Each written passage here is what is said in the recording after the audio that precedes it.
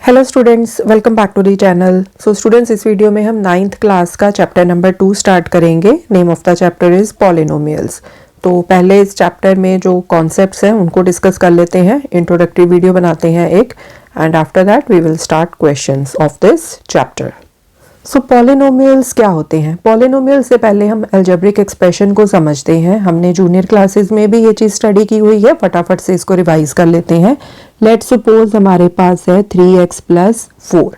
Okay, अब 3x plus 4 polynomial से पहले आप इन चीज़ों को समझो, टर्म्स एंड कोफिशिएंट ये क्या होते हैं। सो यहाँ पर देखो 3x, यहाँ पर क्या हो रहा है, 3 मल्टीप्लाई हो रहा है x के साथ, ठीक है। तो ये क्या है हमारे पास, ये हमारे पास एक टर्म है, ठीक है। फिर यहाँ पर आ गया हमारे पास प्लस का साइन, प्लस का साइन भी हो सकता है, माइनस का साइन भी हो सकता है। उसके बाद फिर हमारे पास आ जाती है ये वाली सेकेंड टर्म। सो 4 क्या है, ये एक अलग से टर्म है। सो यहाँ पर हमारे पास दो टर्म्स हैं, 3x एंड 4, ठीक है। एंड इन दोनों टर्म्स को बीच में हमने ज्वाइन किया है प्लस के साथ, ठीक है। सो ये क्या है, this is N algebraic expression, ठीक है जी। अब भाई ये तो हो गया अलजेब्रिक एक्सप्रेशन। अब कौन कौन सा अलजेब्रिक एक्सप्रेशन है जिसको आप पॉलिनोमियल भी बोल सकते हो, ठीक है। सो ये चीज हम समझेंगे। उसके पहले एक चीज फटाफट से डिस्कस कर लेते हैं कि कोफिशिएंट क्या होता है। सो यहाँ पर देखो, ये जो 3x टर्म थी हमारे पास 3x, इसमें वेरिएबल कौन सा है, x क्या है, वेरिएबल है, यहाँ पर देखो, ठीक है जी। एंड ये जो वेरिएबल है ये किसके साथ मल्टीप्लाई हो रहा है, 3 के साथ। सो 3 मल्टीप्लाई बाय x, ठीक है। सो यहाँ पर ये जो 3 है ये क्या है, this is called coefficient, okay. So किसी भी टर्म का कोफिशिएंट क्या होता है, वेरिएबल के साथ जो नंबर मल्टीप्लाई हो रहा होता है वो उस टर्म का कहलाता है कोफिशिएंट। सो यहाँ 3x टर्म में कोफिशिएंट क्या है, 3 है, ओके। एंड जब हम अलग अलग टर्म्स को प्लस या माइनस साइन के साथ ज्वाइन कर देते हैं, जैसे यहाँ पर था 3x प्लस 4, 3x माइनस 4 भी हो सकता है, इसी तरह से 4y प्लस 7, ये सब क्या है, अलग अलग अलजेब्रिक एक्सप्रेशंस हैं, ठीक है। नाउ पॉलिनोमियल्स, किस किस अलजेब्रिक एक्सप्रेशन को हम बोल सकते हैं, देखो पॉलिनोमियल हम उस अलजेब्रिक एक्सप्रेशन को बोल सकते हैं जहां पर जो वेरिएबल है, जैसे यहाँ पर है x यहाँ पर y है, जो वेरिएबल की पावर्स हैं वो क्या हो, होल नंबर हो। The power of a variable must be a whole number. So whole number से हमारा क्या मतलब है कि पावर कैसे हो सकती है, 0 भी हो सकती है, 1 2 3 4, इस तरह से होल नंबर्स पता है ना आपको, 0 से स्टार्ट होते हैं एंड 1 2 3 4 5 एंड सो ऑन, इसी तरह से चलते जाते हैं, ठीक है। तो अगर वेरिएबल की जो पावर है वो होल नंबर है, देन वो जो अलजेब्रिक एक्सप्रेशन है उसको हम पॉलिनोमियल बोल सकते हैं, ठीक है। अदरवाइज नहीं, मैं आपको एग्जांपल्स देके समझाती हूँ अभी, ठीक है।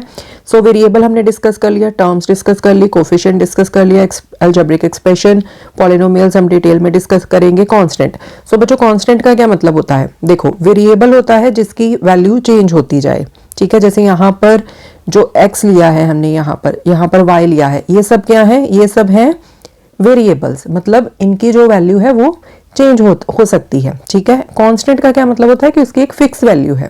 जैसे यहाँ पर ये है 7 क्या है, 7 इज अ फिक्स्ड नंबर, 7 की वैल्यू तो 7 ही रहेगी ना।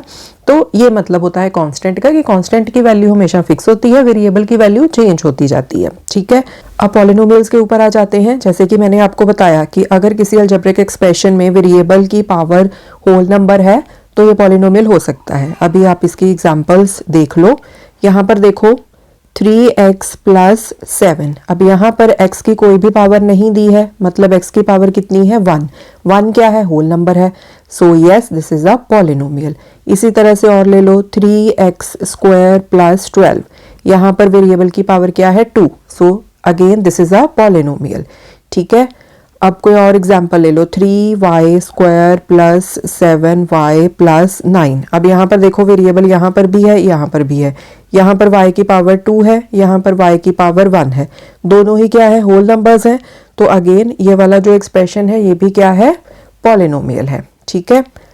एंड अभी हम देखते हैं कुछ और एग्जाम्पल्स। जैसे यहाँ पर देखो 3 रूट एक्स प्लस 7। अब रूट एक्स का मतलब क्या होता है कि x की पावर कितनी है 1/2, so 3 into x raise to the power 1/2 plus 7। अब यहाँ पर ये जो पावर है ये क्या है 1/2, 1/2 होल नंबर नहीं है, सो ये पॉलिनोमियल नहीं है।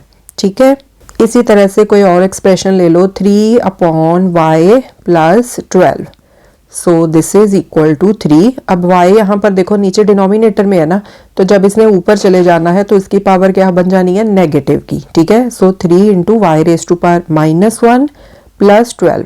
अब ये जो -1 है अगेन ये होल नंबर तो नहीं है, होल नंबर तो 0 से स्टार्ट होते हैं ना, 0 1 2 3 एंड सो ऑन, तो मतलब ये भी पॉलिनोमियल नहीं है। ठीक है, अगर इस तरह से दिया हो 3y raise to power -2 plus 9, ये भी पॉलिनोमियल नहीं है क्योंकि -2 होल नंबर नहीं है।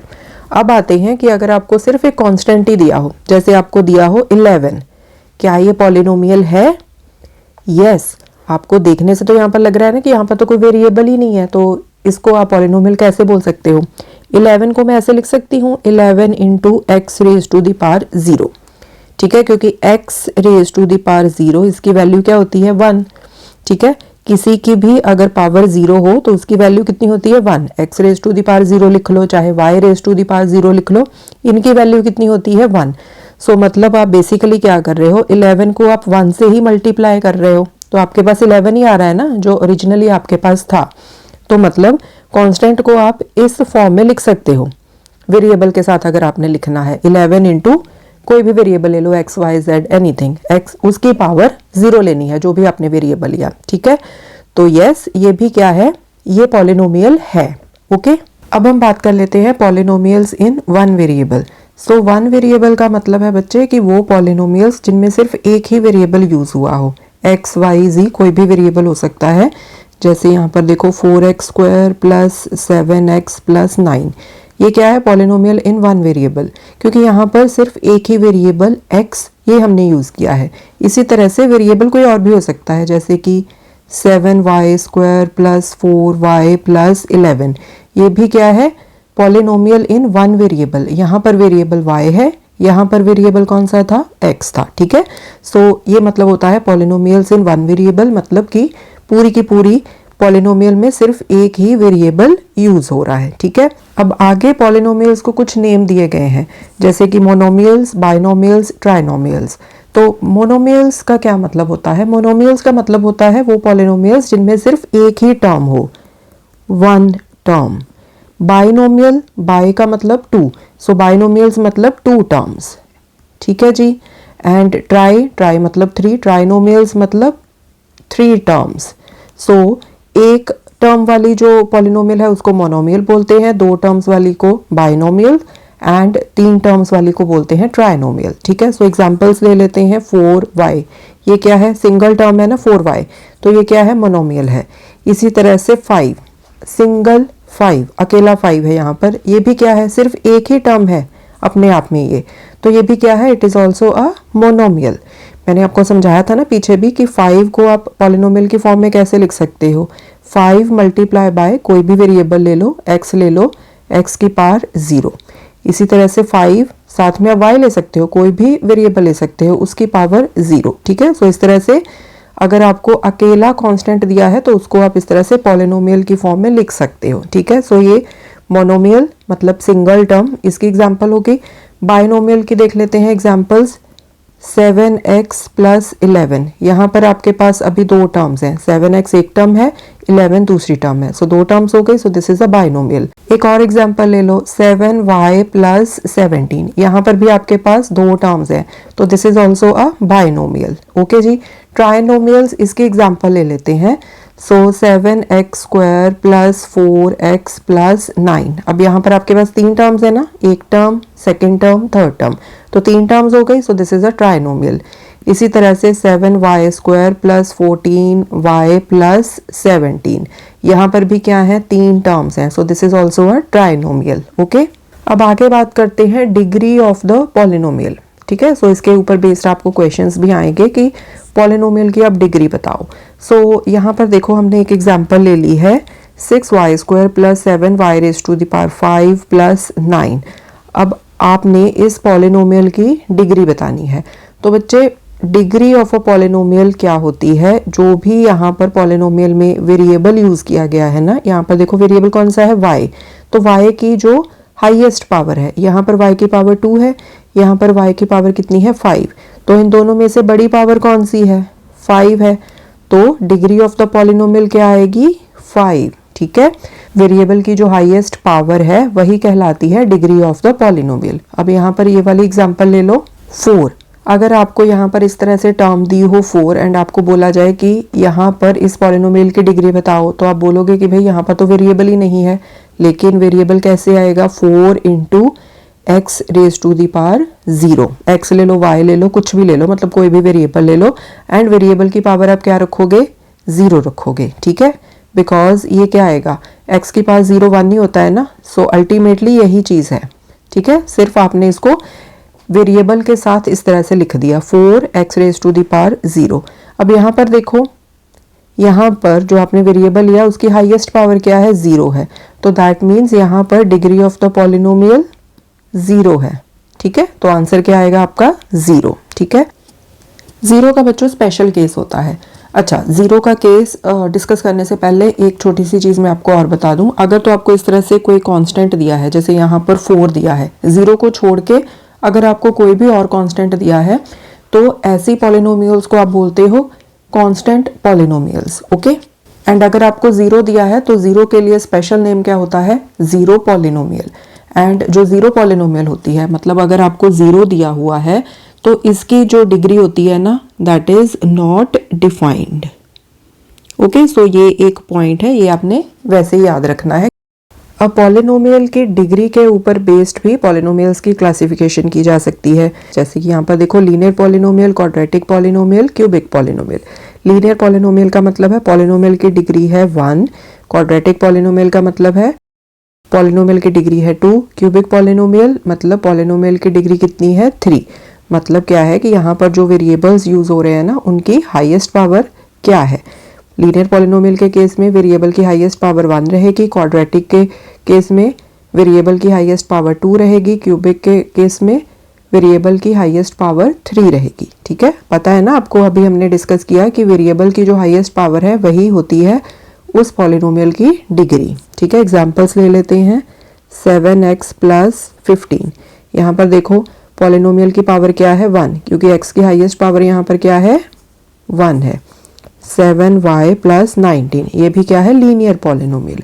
क्वाड्रेटिक पॉलिनोमियल की एग्जांपल्स ले लेते हैं। 7x square plus 7x plus 11।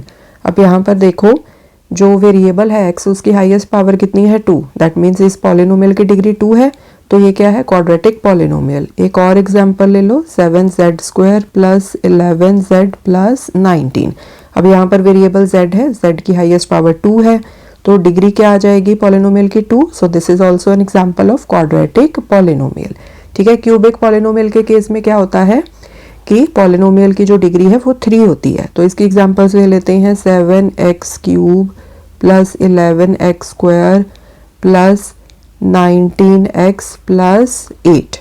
अब यहाँ पर जो वेरिएबल x है उसकी हाईएस्ट पावर 3 है, मतलब पॉलिनोमियल की डिग्री कितनी है 3 है।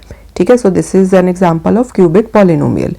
7y cube plus 11y square plus 11y plus 19।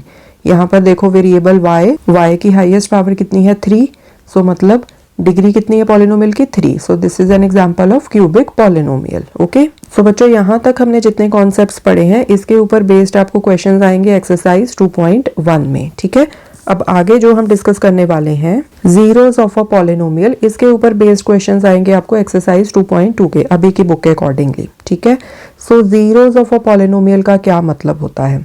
Zeros of a polynomial का मतलब होता है कि पॉलिनोमियल में जो भी आप वेरिएबल यूज कर रहे हो, जैसे यहाँ पर देखो वेरिएबल आप x यूज कर रहे हो। ठीक है, तो एक चीज मैं आपको अभी बता दूं कि अगर आपको इस तरह से कोई पॉलिनोमियल दी है ना, जैसे यहाँ पर x यूज हो रहा है, तो आप इसको इस तरह से लिख सकते हो px इक्वल्स टू करके जो आपको पॉलिनोमियल दी है। ठीक है, अगर यहाँ पर x की बजाय y हो तो आप इस तरह से ब्रैकेट में y लिख लोगे, p y is equal to इस तरह से, पी एक्स भी लिख सकते हो, क्यू एक्स भी लिख सकते हो, इस तरह से कुछ भी लिख सकते हो। Okay, so coming back two zeros of a polynomial, कि अगर आपके पास वेरिएबल की कोई ऐसी वैल्यू आए जिसके लिए जो आपकी पॉलिनोमियल है वो ज़ीरो के इक्वल हो जाए, तो वेरिएबल की ऐसी वैल्यू को आप बोलते हो कि ये क्या है, ज़ीरो ऑफ द पॉलिनोमियल। ठीक है, जैसे यहाँ पर है एग्जाम्पल x माइनस वन।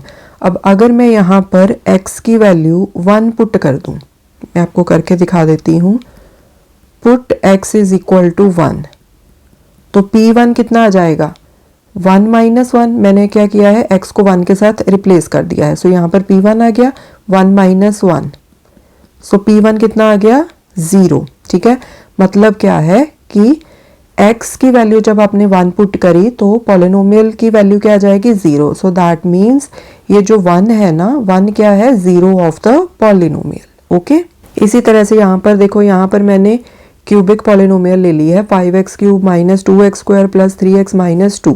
अब यहाँ पर x की ऐसी जो भी वैल्यूज होंगी जिसके लिए ये इक्वल टू 0 हो जाए, मतलब पी एक्स इक्वल्स टू 0 हो जाए, जिस भी x की वैल्यू के लिए वो सभी क्या आ जाएंगे, जीरोस ऑफ द पॉलिनोमियल। ठीक है जी, अब कुछ पॉइंट्स हैं जिनको डिस्कस कर लेते हैं सो दैट कि कोई कंफ्यूजन ना हो। फर्स्ट है, a zero of a polynomial need not be zero. अब इस पॉइंट का क्या मतलब है, पहले पॉइंट का, कि पॉलिनोमियल का जो जीरो है वो जरूरी नहीं होता कि वो जीरो ही हो। जैसे यहाँ पर देखो x की वैल्यू 1 के लिए पॉलिनोमियल जीरो हुई है, अगर आप x की वैल्यू 0 पुट कर दोगे, 0 माइनस वन, तो ये तो माइनस वन हो जाएगा ना। सो यहाँ पर क्या है कि इस केस में जो जीरो है, जीरो पॉलिनोमियल का जीरो नहीं है। पॉलिनोमियल का जीरो क्या है, पॉलिनोमियल का जीरो है 1, क्योंकि 1 के लिए पॉलिनोमियल की वैल्यू कितनी आई थी, 1 माइनस वन, 0। ठीक है, अब जो नेक्स्ट पॉइंट है, जीरो में be a zero of a polynomial, तो मतलब क्या है कि जीरो जो है वो पॉलिनोमियल का जीरो हो भी सकता है। वो डिपेंड करता है कि x की वैल्यू, मतलब जो भी आप वेरिएबल ले रहे हो उसकी वैल्यू जीरो पुट करने के ऊपर अगर पॉलिनोमियल इक्वल टू 0 हो जाता है, सो दैट मीन्स उस केस में जो जीरो है वो पॉलिनोमियल का जीरो भी होगा। ठीक है, सो इट ऑल डिपेंड्स कि जीरो किसी पॉलिनोमियल का जीरो हो भी सकता है, नहीं भी हो सकता। अगर तो पी 0 इक्वल्स टू 0 आ जाए, मतलब आपने अगर x की वैल्यू 0 पुट करी, ठीक है, पी एक्स के लिए x की वैल्यू आपने 0 पुट कर दी एंड जो पॉलिनोमियल है वो इक्वल टू 0 आ जाए, तो दैट मीन्स उस केस में क्या है, जो 0 है वो उस पॉलिनोमियल का 0 होगा। ठीक है, सो 0 पॉलिनोमियल का 0 हो भी सकता है, नहीं भी हो सकता। ठीक है, नेक्स्ट है, every linear polynomial has one and only one zero. अब जो लीनियर पॉलिनोमियल्स होती हैं, जैसे यहाँ पर ये देखो x माइनस वन क्या है, this is a linear polynomial. तो लीनियर पॉलिनोमियल के केस में सिर्फ एक एंड ओनली वन, सिर्फ एक ही जीरो होता है। जैसे कि यहाँ पर देखो p x is equal to x minus one, इस केस में क्या है, x इक्वल्स टू वन, ये है इस पॉलिनोमियल का जीरो।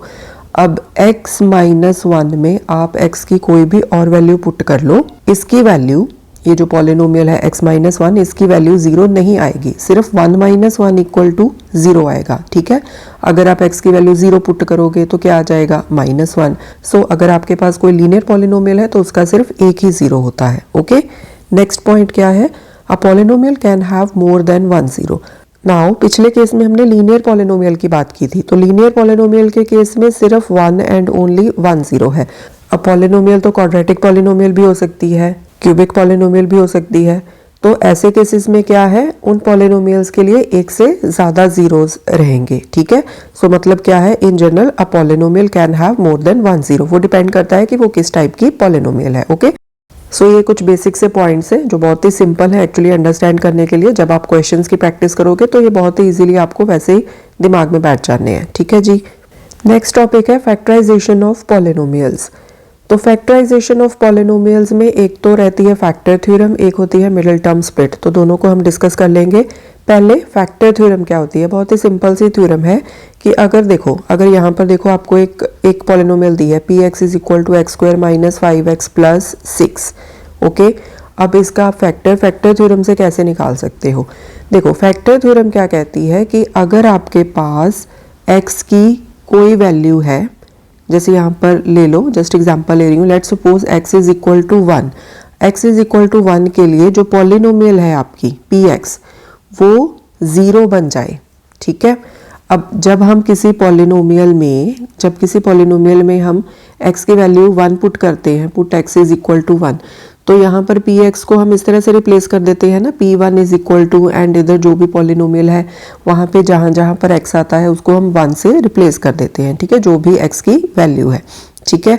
सो यहाँ पर फैक्टर थ्योरम में इन जनरल उन्होंने कैसे स्टेटमेंट बना दी है कि if p a is equal to 0 then x minus a is a factor of px। यहाँ पर a का क्या मतलब है कि x की कोई भी वैल्यू, ठीक है, x की उन्होंने कोई स्पेसिफिक वैल्यू मेंशन नहीं की, मतलब x की कोई सी भी वैल्यू जिसके लिए जो पॉलिनोमियल है px वो 0 बन जाए, तो उस केस में क्या होता है, x माइनस a, जो भी यहाँ पर नंबर लिया, जिस नंबर के लिए पॉलिनोमियल 0 बनी, तो उसको आप इस तरह से रिप्रेजेंट कर सकते हो, x माइनस a वो क्या बन जाएगा, उस पॉलिनोमियल का फैक्टर, ठीक है। जैसे यहाँ पर सिंपल सी एग्जांपल ले लो, px is equal to x minus 1 ले लो, ठीक है। Now put x is equal to 1, तो p1 is equal to 1 minus 1, p1 equals to 0 आ गया। तो हम क्या बोलेंगे कि यहाँ पर देखो x इक्वल्स टू 1 लिया था ना, यहाँ पर x इक्वल्स टू 1, तो x 1 को इधर लेफ्ट हैंड साइड पे शिफ्ट कर दिया, माइनस का बन गया, इक्वल्स टू इधर क्या बच गया, 0, ठीक है। सो x माइनस 1 ये वाली जो चीज बनी ना, इसको हम बोलेंगे x minus 1 is a factor of polynomial, ठीक है। तो पॉलिनोमियल यहाँ पर px है तो px लिख लिया, ओके। सो इन जनरल यहाँ पर जब उन्होंने स्टेटमेंट लिखी है, अब 1 2 3 ऐसे कोई नंबर लिख के तो स्टेटमेंट नहीं बना सकते ना, क्योंकि x की वैल्यू कोई भी हो सकती है जिसके लिए पॉलिनोमियल 0 हो जाए, तो उन्होंने वैल्यू को रिप्लेस कर दिया इस तरह से एक कांस्टेंट नंबर के साथ। a क्या है, एक कांस्टेंट नंबर है, ठीक है। So if p a equals to 0 है, मतलब x इक्वल्स टू a के लिए आपकी पॉलिनोमियल 0 हो जाती है, तो x a को इधर लेफ्ट हैंड साइड पे शिफ्ट कर दिया, x minus a equals to 0, तो क्या है जी, x minus a is a factor of px, ठीक है। यहाँ पर x लिया ना, तो यहाँ पर भी हमने x ले लेना है, ओके। y माइनस a लिखोगे तो y minus a is a factor of p, and bracket में कौन सा वेरिएबल फिर लिखोगे आप, y लिखोगे, ओके। सो इन जनरल हम ज़्यादातर x ही यूज़ कर लेते हैं। सो अगर x की कोई भी ऐसी वैल्यू है, जैसे यहाँ पर x की वैल्यू a है, अगर वैल्यू a के लिए पॉलिनोमियल 0 हो जाता है तो x minus a is the factor of px, okay. अब इसी चीज़ को हम यहाँ पर ये जो एग्जांपल मैंने ली है इसके साथ हम समझ भी लेते हैं, ठीक है। तो इसमें क्या हो जाता है कि आपको इस तरह से क्वेश्चन आ जाएगा कि आपको ये पॉलिनोमियल दी है, आप बताओ कि क्या ये जो गिवन है यहाँ पर जैसे x माइनस 2 है, is it a factor of this polynomial, आपने वेरीफाई करना है, ठीक है। तो यहाँ पर देखो बच्चों, हमें क्या दिया है, x minus 2 is a factor, तो यहाँ से फिर आप क्या डिराइव करोगे कि x की वैल्यू आपने क्या लेनी है, x इज इक्वल टू 2, इस तरह से ना, x माइनस 2 इक्वल्स टू 0 था, राइट। तो x is equal to minus 2 को दूसरी साइड पे शिफ्ट कर लिया, तो ये प्लस का 2 बन गया। अब आपने क्या करना है कि इस पॉलिनोमियल में आपने x की value put x is equal to 2 यहाँ पर इस पॉलिनोमियल में पुट करनी है, ठीक है। सो p2 ये कितना आ जाएगा, 2 का square minus 5 multiply by 2 plus 6, हमने क्या किया, x की वैल्यू 2 पुट कर दी है। सो 2 2 ज़ा 4 माइनस 5 2 ज़ा 10 plus 6, so 6 plus 4 10 minus 10 equals to 0, ठीक है। सो मतलब यहाँ पर जब हमने x की वैल्यू 2 पुट करी पॉलिनोमियल में, तो इसकी वैल्यू क्या आ गई, 0। So therefore x minus 2 is a factor of polynomial, ठीक है, पॉलिनोमियल px, ओके। सो इस तरह से आपको क्वेश्चंस आ जाएंगे, ठीक है जी। नेक्स्ट है स्प्लिटिंग द मिडल टर्म, मतलब आपने पॉलिनोमियल की फैक्टराइजेशन करनी है, कैसे, मिडल टर्म को स्प्लिट करके। सो यहाँ पर क्या है, 6x square plus 17x plus 5, एक एग्जाम्पल लेके समझ लेते हैं हम कि मिडल टर्म स्प्लिट करके हमने फैक्टराइजेशन कैसे करनी है। बहुत ही सिंपल होती है ये। यहाँ पर देखो आपको क्वाड्रेटिक दी है ना, आपको क्वाड्रेटिक पॉलिनोमियल, मतलब यहाँ पर x की पावर कितनी है, 2। 6x² plus 17x plus 5।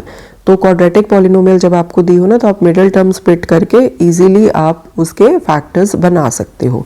तो फैक्टर्स बनाने के लिए हमें दो चीज़ें चाहिए होती हैं, ठीक है।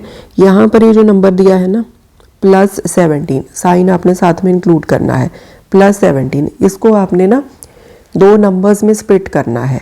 अगर आप इनको इस तरह से ले लो ax² plus bx plus c, तो ये जो b है, b को आपने दो नंबर्स में स्प्लिट कर देना है। कैसे कि जो दो नंबर्स हैं उनका सम बन जाए प्लस 17 जो सम है, एंड जो प्रोडक्ट है, प्रोडक्ट, सम को सिंपली हम ऐसे डिनोट कर देते हैं, प्रोडक्ट को सिंपली हम p से डिनोट कर देते हैं। प्रोडक्ट क्या बने, इन दोनों नंबर्स का प्रोडक्ट बन जाए 5 इंटू 6, ठीक है, 5 इंटू 6, मतलब ये जो c है कांस्टेंट, उसको आप x² के आगे जो कोफिशिएंट है उसके साथ मल्टीप्लाई कर दोगे, ठीक है, ca या ac बोल लो, एंड जो सम है वो कितना है इनका b, ये जो साइन है वो साथ में इंक्लूड होगा, ठीक है, प्लस माइनस साथ में लेके।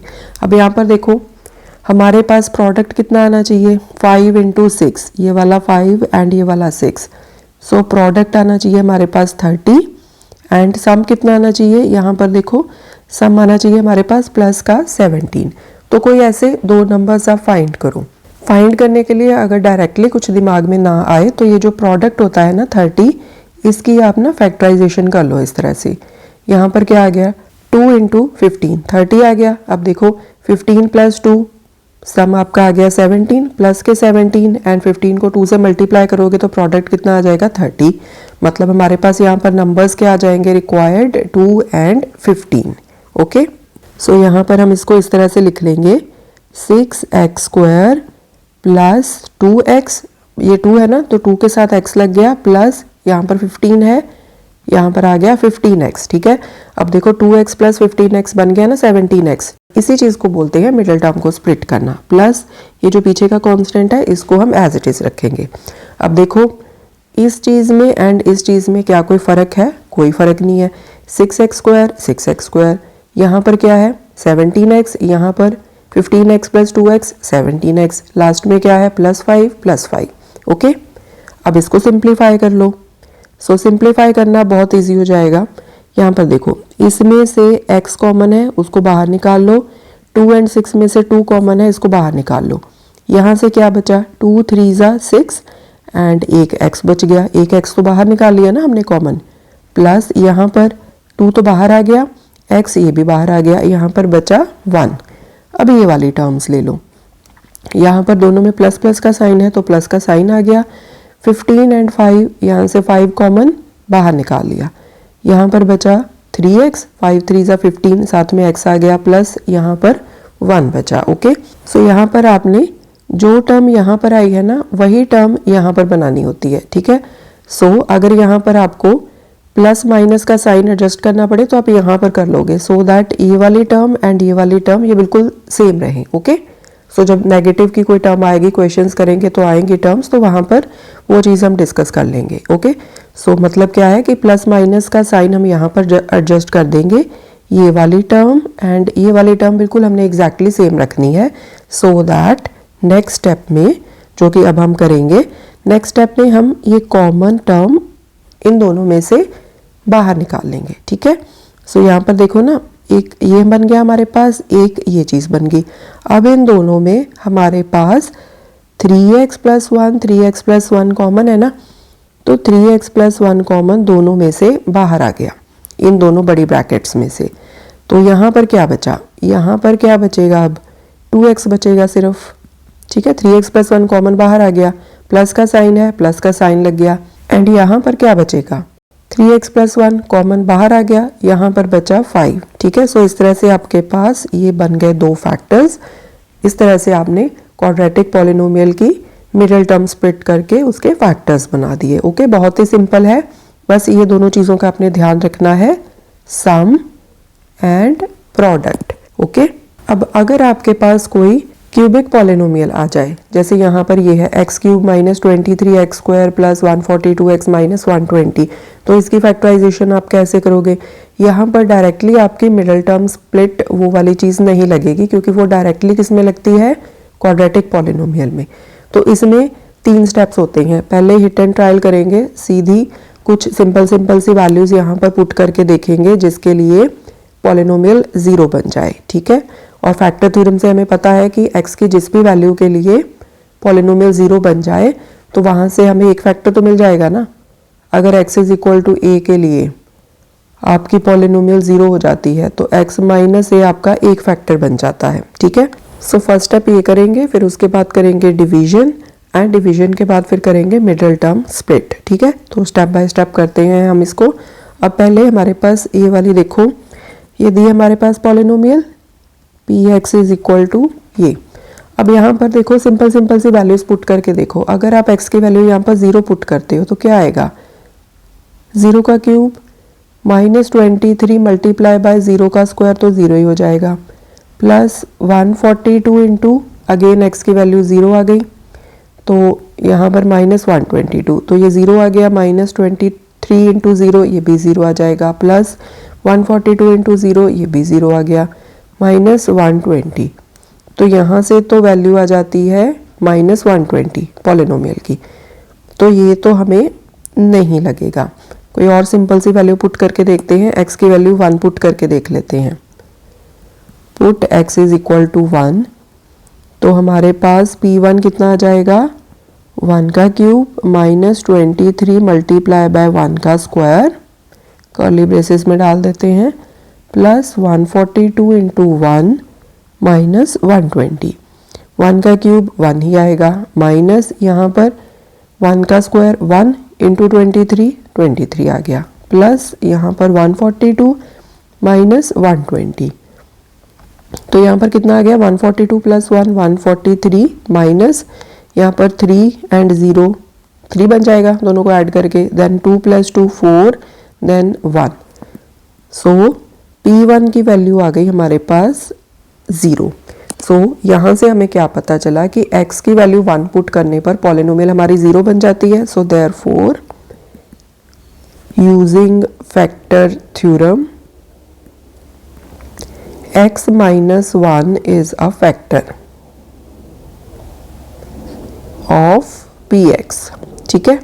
x इज इक्वल टू 1 था ना, x इज इक्वल टू 1 को इधर शिफ्ट कर दिया लेफ्ट हैंड साइड पे, so x minus 1 equals to 0। So x minus 1 जो है this is a factor, okay. So यहाँ से हमें एक फैक्टर तो मिल गया पॉलिनोमियल का, ओके। अब हमने जो बाकी के फैक्टर्स हैं वो भी तो देखने हैं ना, अभी तो एक ही फैक्टर मिला है। अगर हमारे पास क्यूबिक पॉलिनोमियल है तो उसके 3 फैक्टर्स होते हैं, एक फैक्टर हमें मिल गया, बाकी के 2 फैक्टर्स हमने निकालने हैं। अब हम करेंगे डिवीजन, ठीक है। तो डिवीजन हमने कैसे करनी है यहाँ पर कर लेते हैं। डिवीजन करने के लिए हम क्या करेंगे, ये जो पॉलिनोमियल है यहाँ पर x cube minus 23 x square plus 142 x minus 120, इसको हमने डिवाइड करना है ये वाला जो हमने फैक्टर निकाला है x माइनस 1 के साथ, ओके। सो जैसे हम करते हैं ना लॉन्ग डिवीजन, वही चीज़ करनी है हमने यहाँ पर। तो समझ लो इसको, डिवीजन करनी बहुत ही सिंपल होती है, ऐसे भी कुछ देख के घबराने वाली बात नहीं है। करना हमने क्या है, यहाँ पर देखो, यहाँ पर हमें क्या दिया है x, एंड यहाँ पर क्या है हमारे पास पहली टर्म, सबसे बड़ी टर्म x क्यूब। तो हमने x को ऐसे नंबर के साथ, ऐसी चीज़ के साथ मल्टीप्लाई करना है कि हमारे पास x क्यूब आ जाए। अब अगर आप x को मल्टीप्लाई x स्क्वायर के साथ कर दोगे तो आपके पास क्या आ जाएगा? x cube. यहाँ पर क्या है? x क्यूब ही है। तो हम क्या करेंगे, ये जो पूरी टर्म है ना x माइनस 1, इसको हम मल्टीप्लाई कर देंगे x स्क्वायर के साथ, ठीक है। बस यही चीज़ करनी है आपने रेपिटेटिवली, ठीक है। सो x इंटू एक्स स्क्वायर क्या बन गया? x cube. फिर जो माइनस 1 है उसने भी तो मल्टीप्लाई होना है ना x स्क्वायर के साथ, तो ये क्या आ जाएगा? माइनस के एक्स स्क्वायर, ठीक है। सो यहाँ पर आप लिखोगे एक्स स्क्वायर, मतलब इस पूरी चीज़ को x माइनस 1 को आप एक्स स्क्वायर के साथ मल्टीप्लाई कर रहे हो, एंड यहाँ पर लिखो क्या आएगा? एक्स क्यूब माइनस, यहाँ पर क्या था? Minus x square. तो एक्स स्क्वायर वाली जो टर्म है उसके नीचे आप इसको लिख दो। अब आप क्या करते हो, आपको पता है ना कि अब आप क्या करते हो, सब्ट्रैक्ट करते हो, तो यहाँ पर नेगेटिव का साइन आ जाएगा, यहाँ पर ऑलरेडी नेगेटिव का साइन है तो ये चेंज होके क्या बन जाएगा, प्लस का। ओके, नाउ एक्स क्यूब ये आपस में कट गए, यहाँ पर क्या बचा, माइनस के 23 प्लस के एक्स, तो मतलब माइनस के 22 बच गए हमारे पास, -22 एक्स स्क्वायर। एंड जो ऊपर है उन सभी टर्म्स को, जो बाकी की बची हुई टर्म्स हैं, उनको आप नीचे ले आओ। ठीक है, अब आपने क्या करना है, यहाँ पर है x, यहाँ पर कितना है, -22 एक्स स्क्वायर।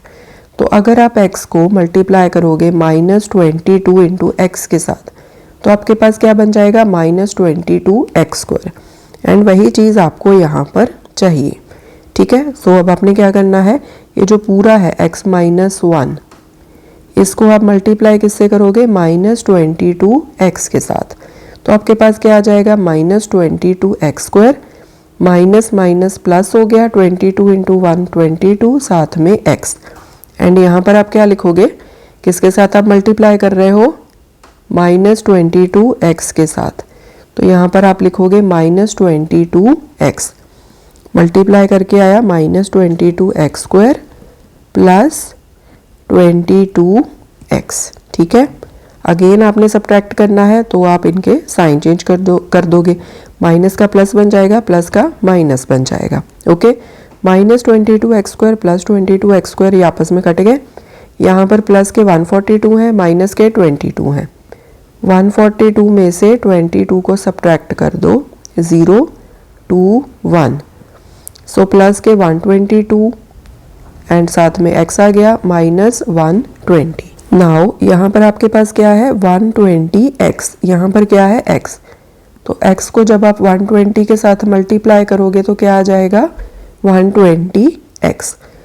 तो x -1, ये जो पूरी टर्म है, x -1 को आप मल्टीप्लाई कर दो 120 के साथ, so this is 120x -120। Okay, so यहाँ पर आपने मल्टीप्लाई किससे किया था, 120 के साथ प्लस के, सो यहाँ पर आप लिखोगे प्लस के 120, सो यहाँ पर मल्टीप्लाई करके क्या आ गया, ये वाली चीज़, x -1 को, यहाँ पर देखो x -1 को आपने 120 से मल्टीप्लाई किया तो आपके पास ये चीज़ आई थी ना, यहाँ पर लिखो 120x -120। अब आपने सब्ट्रैक्ट करना होता है तो साइन चेंज, प्लस का माइनस, माइनस का प्लस, प्लस के 120 माइनस के 120 ये आपस में कट गए, माइनस के 120 प्लस के 120 ये आपस में कट गए, मतलब आपका ये पूरा डिवाइड हो गया। ओके, अब ये जो क्वाड्रेटिक पॉलिनोमियल बनी है ना, अब आपने इसकी फर्दर फैक्टराइजेशन कर देनी है। कैसे आप कर दोगे, क्वाड्रेटिक पॉलिनोमियल आ गई है आपके पास, तो सिंपली आप मिडिल टर्म स्प्लिट करके इसके फैक्टर्स बना दोगे।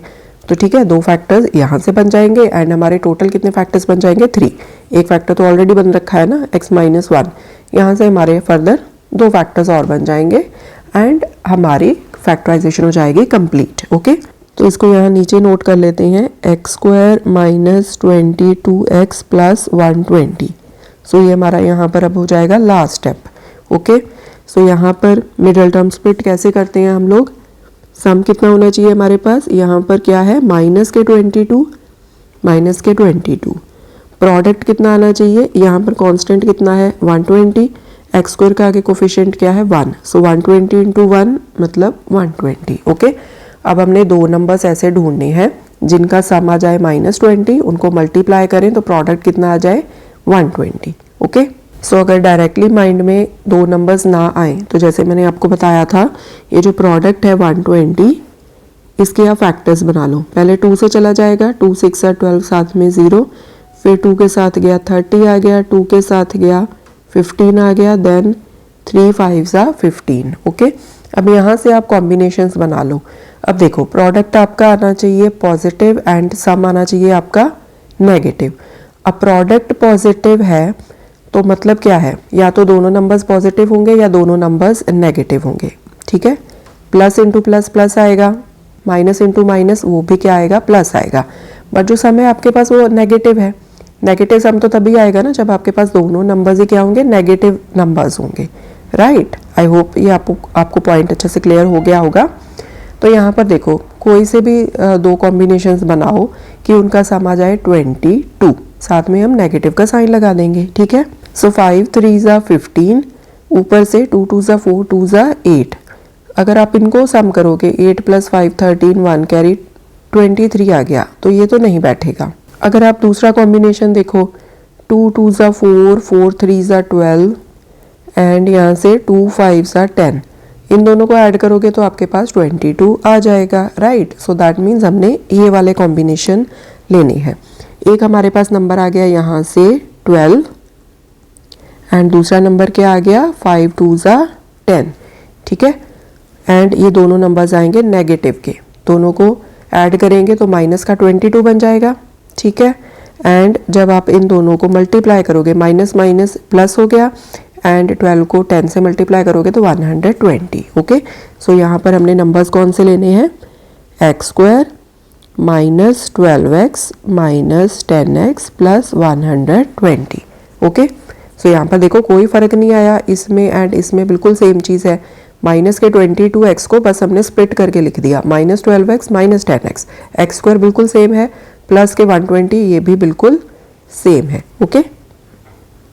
अब यहाँ से x कॉमन बाहर, यहाँ से बचा x, यहाँ से बचा -12 एंड यहाँ से जैसे कि मैंने आपको बताया था कि बिल्कुल यही वाली टर्म हमने यहाँ पर रखनी होती है। अब यहाँ पर बीच में नेगेटिव का साइन है ना, तो यहाँ अंदर हमने नेगेटिव का साइन रखना है।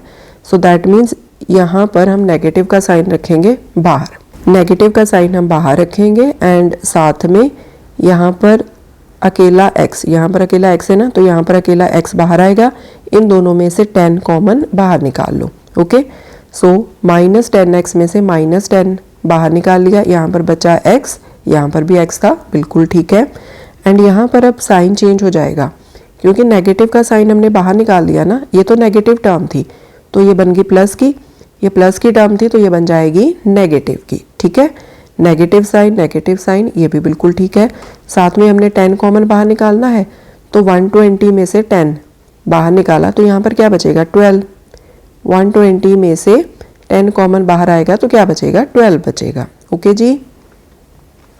सो अब देखो ये वाली टर्म एंड ये वाली टर्म बिल्कुल सेम है। अब नेक्स्ट स्टेप में हमने क्या करना है, ये कॉमन है ना दोनों में, इसको बाहर निकाल लो, पूरी टर्म को, x - 12 को बाहर निकाल लिया। अब यहाँ से बचेगा x एंड यहाँ से क्या बचेगा माइनस के 10, ओके। सो ये हमारे और दो फैक्टर्स आ गए। तो अभी फैक्टराइजेशन कैसे हो गई हमारी, फैक्टर्स क्या बने, पहले कौन सा फैक्टर बना था ऑलरेडी, ये वाला x - 1 वाला, तो x - 1 फैक्टर बन गया मल्टीप्लाई बाय ये जो बाकी के दो फैक्टर्स बन गए, ठीक है। सो हमारे पास क्या थी, क्यूबिक पॉलिनोमियल थी। यहाँ पर देखो डिग्री कितनी थी पॉलिनोमियल की, 3, ठीक है। एंड हमने तीनों फैक्टर्स बना लिए, px is equal to x - 1 into x - 12 into x - 10, okay. So इस तरह से अगर आपको कोई क्यूबिक पॉलिनोमियल दी है तो उसके आपने इस तरह से फैक्टराइजेशन करनी है। लास्ट टॉपिक है इस चैप्टर का अलजेब्रिक आइडेंटिटीज। तो बच्चों ये बहुत ही सिंपल सी आइडेंटिटीज़ हैं, ये आपको याद करनी पड़ेंगी एंड इनमें से काफ़ी सारी आइडेंटिटीज़ तो वही हैं जो आप जूनियर क्लासेस में ऑलरेडी अच्छे से पढ़ के आए हो। तो फटाफट से जस्ट इनको रिवाइज कर लेते हैं, बाकी जब इस एक्सरसाइज के क्वेश्चंस आएंगे तो उनमें हमने इनको बार बार रिपीटेटिवली अप्लाई करना है डिफरेंट क्वेश्चंस में, तो प्रैक्टिस हमारी वहीं पर हो जाएगी। पहली आइडेंटिटी तो देखो आप बचपन से पढ़ते आ रहे हो, x + y whole square is equal to x² + 2xy + y², then x - y² is equal to x² - 2xy + y²। कुछ बच्चे इनको इस ऑर्डर में याद करते हैं, कुछ बच्चे इनको कैसे याद करते हैं, x² + y² + 2xy, x² + y² - 2xy। तो किसी भी वे से आप इसको याद कर लो, जैसे आपको याद करना ईजी रहे, क्योंकि उससे कोई डिफरेंस नहीं आता, एग्जैक्टली बिल्कुल सेम चीज़ है, बस आपने ऑर्डर आगे पीछे किया है, ठीक है। Next identity x² - y² is equal to x + y into x - y, then x + a into x + b is equal to x² + a + b into x + ab। So ये आइडेंटिटीज़ तो आपको आई थिंक अच्छे से अब memorise already हुई होंगी, क्योंकि बहुत बार आपने ऑलरेडी यूज़ की हुई हैं। फिर आपके पास थोड़ी सी नई आइडेंटिटीज़ भी ऐड अप हुई हैं, तो ये भी बहुत सिंपल है याद करनी, बस इनको याद कर लो। x + y + z whole square is equal to x² + y² + z² + 2xy + 2yz + 2zx। तो इसमें क्या किया है, ये यहाँ पर ये जो तीन टर्म्स है इनके पहले स्क्वायर कर दिए, इनको ऐड कर दिया, एक्स का स्क्वायर प्लस वाई का स्क्वायर प्लस जेड का स्क्वायर, उसके बाद क्या किया है +2, मतलब 2 लेके पहले एक्स वाई को मल्टीप्लाई कर दिया +2xy, फिर वाई जेड को मल्टीप्लाई कर दिया +2yz, फिर जेड एक्स को आपस में मल्टीप्लाई कर दिया +2zx। ओके, तो इस तरह से आपने इसको याद करना है। नेक्स्ट है x plus y whole cube, ये किसके इक्वल होता है x cube plus Y cube plus 3xy bracket में x प्लस वाई। सो इसको याद करना भी बहुत सिंपल है। यहाँ पर क्या कर रहे हो, दो टर्म्स का क्यूब कर रहे हो ना, तो पहले तो दोनों टर्म्स का आपने क्यूब कर लिया, x का क्यूब उसमें फिर y के क्यूब को ऐड कर दिया, x cube plus Y cube plus यहाँ पर पावर कितनी है 3 है ना, तो यहाँ पर आपने 3 मल्टीप्लाई बाय दोनों terms 3 into x into y and उसके साथ ब्रैकेट में x प्लस वाई, इसके साथ इसको फिर से मल्टीप्लाई कर दिया। ओके, सिमिलर है हमारी दूसरी आइडेंटिटी, यहाँ पर क्या है नेगेटिव का साइन है, x minus Y whole cube, so this is equal to X cube minus Y cube minus 3xy bracket में x माइनस वाई। एंड हमारे पास एक और आइडेंटिटी है x cube plus Y cube plus Z cube minus 3xyz, ये किसके equal होता है x plus Y plus Z, एक factor multiply by second factor क्या है X square plus Y square plus Z square minus x Y minus Y Z minus Z X. Okay, so बच्चों इन identities को याद करना बहुत ही सिंपल है। जैसे आप अपने माइंड में ना कोई मेथड बिठा लो, अच्छा इसको इस तरह से याद करना है, तो आइडेंटिटीज़ आपको एक बार याद हो जाएंगे, फिर कभी भूलेंगी नहीं। ठीक है, सो बच्चों इसके साथ ही ये जो सेकंड चैप्टर है 9th क्लास का पॉलिनोमियल्स, उसकी इंट्रोडक्शन खत्म होती है। यहाँ पर सभी टॉपिक्स को हमने कवर कर लिया है। अब आगे आने वाली वीडियोस में हम इस चैप्टर के क्वेश्चंस को सॉल्व करेंगे। Okay, thanks for watching. And अगर आपको ये वीडियोस अच्छी लगती हैं तो प्लीज़ इस चैनल को आप ज़्यादा से ज़्यादा अपने फ्रेंड्स के साथ शेयर कीजिए and to subscribe to this channel. Thank you.